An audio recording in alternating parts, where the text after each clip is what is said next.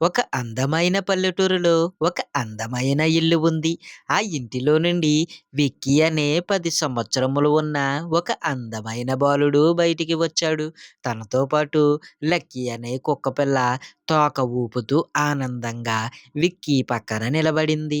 విక్కీ తన 2 చేతులు చాచి ప్రకృతిని ఆస్వాదిస్తున్నాడు. విక్కీ అలాగే లక్కీ ఆ గ్రామంలో ఉన్న మార్కెట్‌కి వెళ్లారు. అక్కడ హడావిడిగా జనాలు పండ్లు, కూరగాయలు కొంటున్నారు.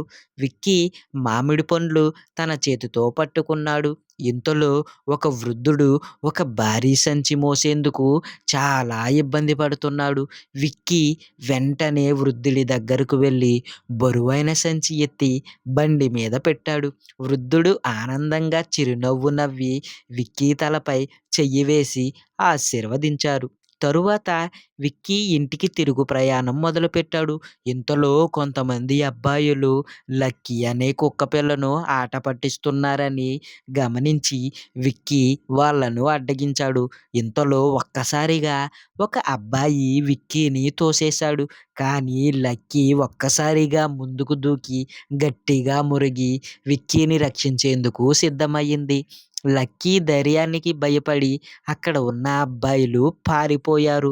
విక్కీ లక్కీని ఎత్తుకొని ముద్దు పెట్టి దానికి ఆహారం అందించాడు. ఈ కథ ద్వారా మనం తెలుసుకోవాల్సిన నీతి ఏమిటంటే నిజమైన మిత్రుడు ఎప్పుడూ మన వెంటే ఉంటాడు.